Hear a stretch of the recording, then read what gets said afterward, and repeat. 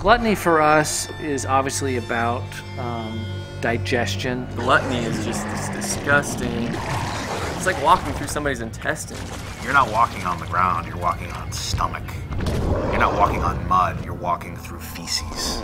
Kind of soft but gross, squishy and fat. Bile-infested, disgusting kind of areas, and these worms snapping and biting. You're almost like in the bowels of a beast. It's a beautiful place to be. It's pretty gross.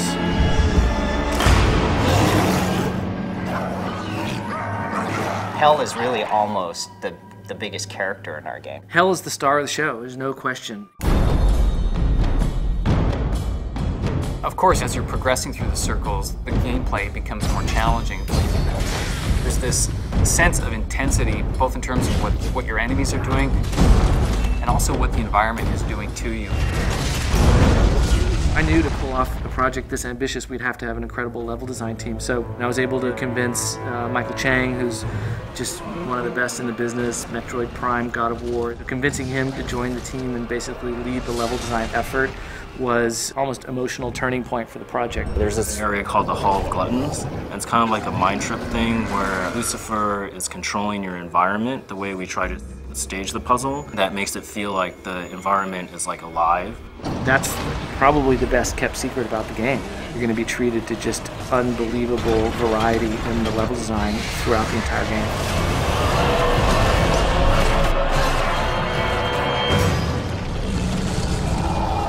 The notion of hell, kind of the underworld and the afterlife, has, totally captivated people for centuries. It taps into our deepest fears. Everyone is afraid of death. People want to know, well, what's it like? Inferno is interpreted by a lot of different artists, and we basically wanted to take pieces from all of that. Some of the great painters of like the real medieval period, like Bosch and Bruegel, super crazy. Like the guy's got a bird for a head, and he's like pulling stuff out of his ass, and Salamander Man is like eating the head of somebody.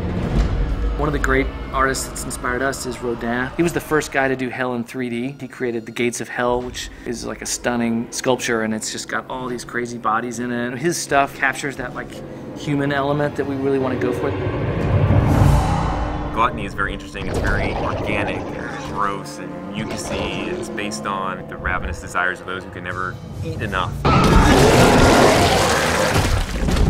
We actually have an enemy that both vomits and defecates off of both ends. I don't even know how she got the she label, but she's got the big belly, she's got mouths on her ears, mouths on her hands. It's another one of Wayne Barlow's great designs. She's got a great grab attack where she kind of picks you up and tries to eat you. She also has this projectile puke attack that really is disgusting and a lot of fun. And then she also actually has a poop attack too.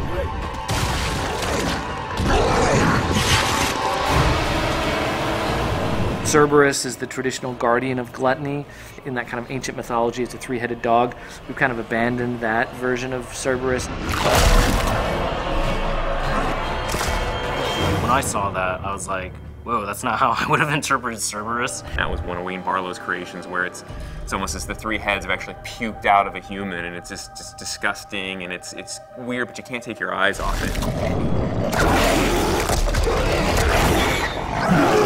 Gluttony is the third circle of hell, and it's going to get really weird pretty early in the game, and you've still got, 6 circles to go.